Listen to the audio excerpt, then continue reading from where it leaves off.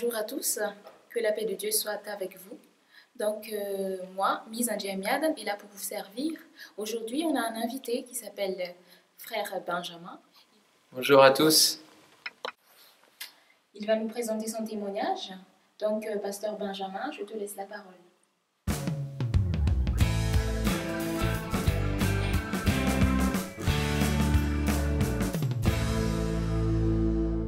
Merci Misa et merci pour l'invitation sur Agapé TV. Je suis né dans une famille chrétienne où mes parents connaissaient déjà l'amour de Dieu et suivaient Dieu dans une église évangélique. Donc j'ai grandi dans l'église quand j'étais déjà tout petit. Et donc je connaissais plein de passages de la parole de Dieu, des histoires, j'allais à l'école du dimanche.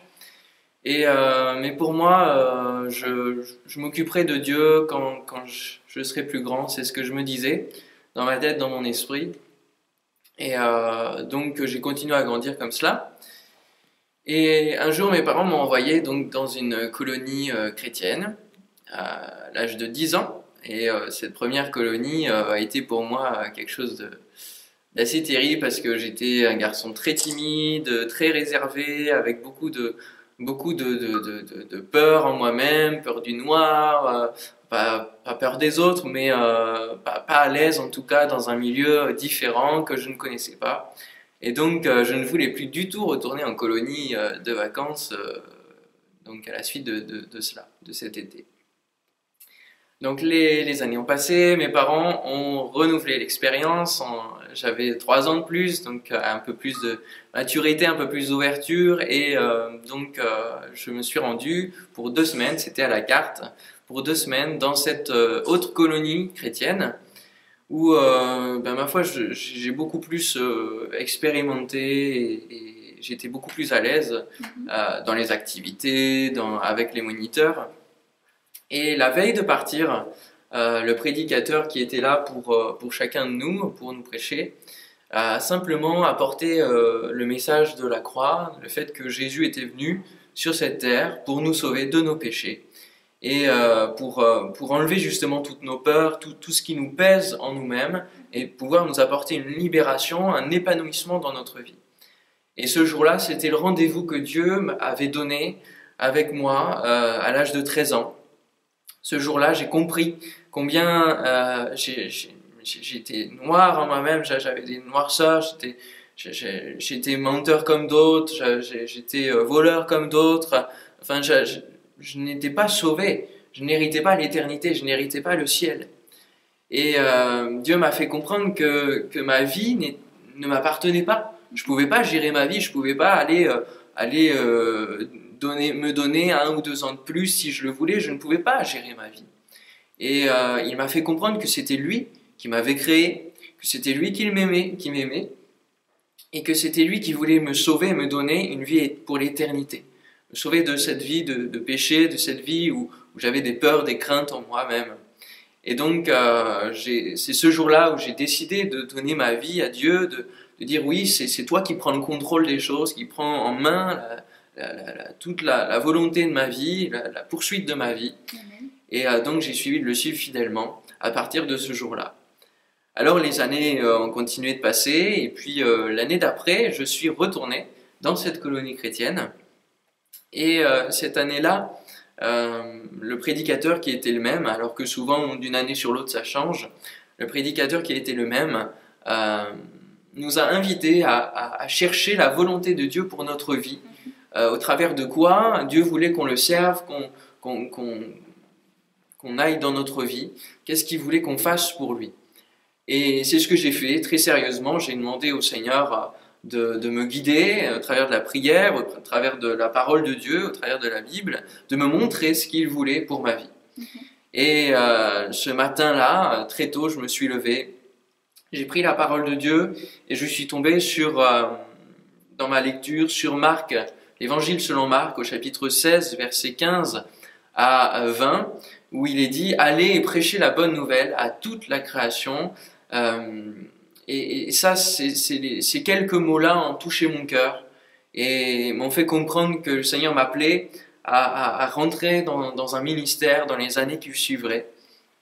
Et donc j'ai gardé cette parole-là au fond de moi parce que je n'allais pas à 14 ans aller dans la rue et commencer à prêcher alors que je ne connaissais que les histoires de la Bible, de l'école du dimanche finalement. Et donc les années ont passé, j'ai gardé cette parole-là sur mon cœur et j'ai demandé à Dieu de me confirmer cet appel. Parce que c'est un véritable appel à rentrer dans la vocation. J'ai demandé à Dieu des confirmations, Dieu m'a confirmé au travers de la parole de Dieu, au travers de personnes, de chrétiens, au travers de dons spirituels, de paroles prophétiques. Et ça a confirmé cette conviction que Dieu avait mis dans mon cœur, cette parole que Dieu avait mis dans mon cœur. Et du coup, j'ai vraiment demandé au Seigneur de me conduire dans toutes les choses, et même au travers de mes études. Donc je suis rentré au lycée, seconde générale, première littéraire, et au niveau de la terminale, il a fallu que je fasse un choix d'études supérieures. Et à ce moment-là, que faire? Donc j'avais plusieurs possibilités de travail séculier, d'études dans différents domaines, que ce soit littéraire, que ce soit aussi dans le social, mais rien ne me satisfaisait. Et Dieu a mis cette conviction en moi, dans mon cœur, au travers d'une parole de Dieu, lors d'un rassemblement de jeunesse, de faire l'école biblique. Voilà.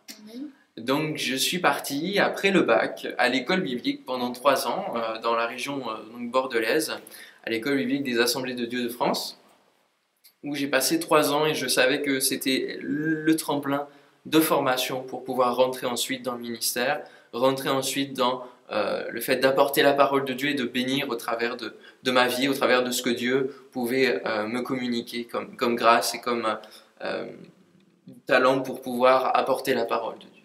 Et tu avais quel âge à ce moment-là? Donc j'avais 18 ans lorsque j'ai reçu cet appel-là et que je suis rentré là, en septembre qui suivait. Voilà, à l'âge de 18 ans. Donc après l'école biblique, je suis rentré en stage pastoral sur Bordeaux pendant 2 ans.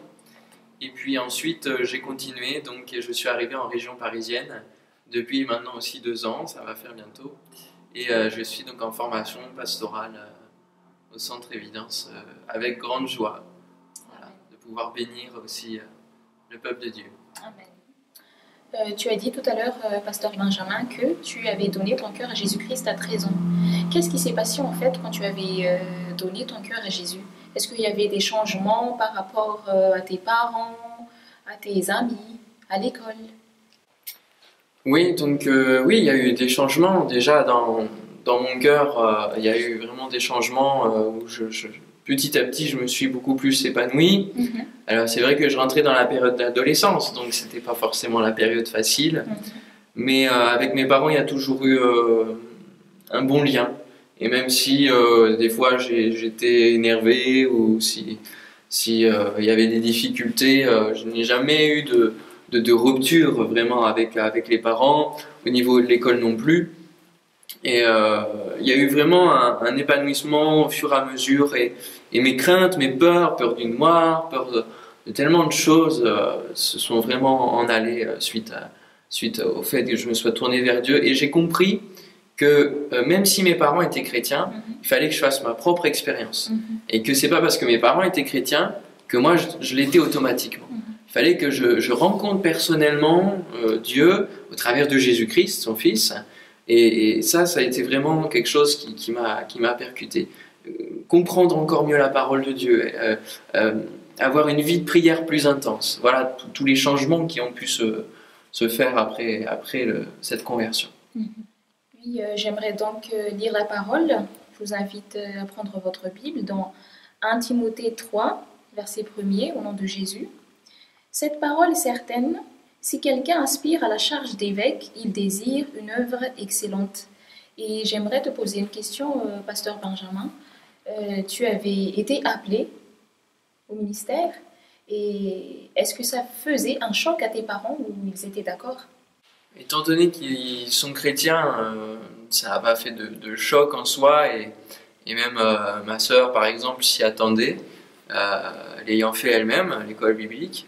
Et non, en fait, la petite anecdote, c'est que mon père, lorsque je l'ai annoncé, c'était avant le bac, et il croyait que j'allais arrêter ma terminale pour partir directement à l'école biblique et ne pas faire le bac. Donc sur le coup, il s'est manifesté, il a manifesté son mécontentement, mais une fois l'explication faite, il n'y avait plus aucun souci, ils m'ont soutenu.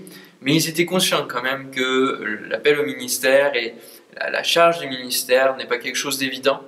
Et c'est pour ça aussi que je peux compter aujourd'hui sur leurs prières, qui sont vraiment très importantes. Et comment on reconnaît qu'on est appelé à faire un tel ministère? Alors, c'est pas facile au début de savoir comment, vers quoi et quel ministère spécifiquement Dieu nous appelle, au tout début, mais il y a une conviction qui est profonde. Déjà, c'est quelque chose qui est comme inébranlable. Voilà. Et puis, au fur et à mesure, il y a des paroles des uns et des autres qui peuvent décourager. Il y a aussi le diable qui vient par différents moyens nous décourager, ou nous dire mais t'es pas capable. Et par rapport à mon caractère très réservé, très timide, t'imagines bien que ça n'a pas dû être évident au début et de m'imaginer devant des publics à parler avec assurance. Mais quand on a justement l'appel de Dieu, à chaque découragement, à chaque épreuve qui pourrait nous faire douter, ça revient comme un boomerang. Et le Seigneur nous réencourage. Et j'ai l'habitude de dire, et je commence à le voir, que celui qui est appelé va traverser les épreuves du ministère, alors que celui qui ne l'est pas, il va tout de suite être emporté, en fait. Voilà. C'est une des conditions finalement divines par rapport à l'appel de Dieu. Donc, pasteur, pour finir, est-ce que tu as quelque chose à dire aux jeunes qui nous écoutent en ce moment? Écoute, oui, à tous les jeunes déjà, de dire que la vie chrétienne avec Dieu, c'est pas une vie ennuyante, c'est pas quelque chose auquel ils peuvent peut-être s'imaginer s'ils ne connaissent pas Dieu, mais qu'il faut essayer et qu'il faut chercher Dieu, qu'il faut aller voir dans une église. N'hésitez pas à aller vraiment aller au contact de la parole de Dieu, aller au contact des chrétiens et voir. Voilà, il n'y a pas de secte, il n'y a pas de piège. Vous êtes libre d'aller de vraiment découvrir la foi en Dieu. Ça, c'est vraiment quelque chose d'extraordinaire qui transforme notre vie, qui nous emmène plus loin et qui nous emmène dans le plan que Dieu a préparé pour nous. Et s'il nous a créés, il nous connaît parfaitement et du coup, il a prévu des choses merveilleuses pour nous et pas une vie de misère. Voilà.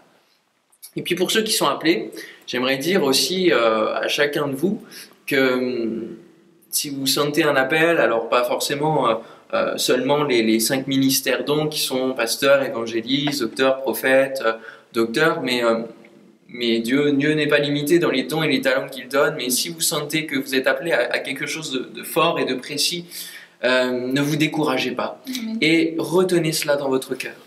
Ne faites pas forcément comme Joseph qui l'a dit à toute sa famille, qui du coup a eu une conséquence, ou même si Dieu a prévu tout cela, mais une conséquence qui était malheureuse pour lui, pour sa vie, pour sa jeune vie. Dites-le à des personnes de confiance si vous sentez le besoin de le dire, mais gardez-le précieusement dans votre cœur et laissez Dieu confirmer et faire germer cela en vous petit à petit. Voilà.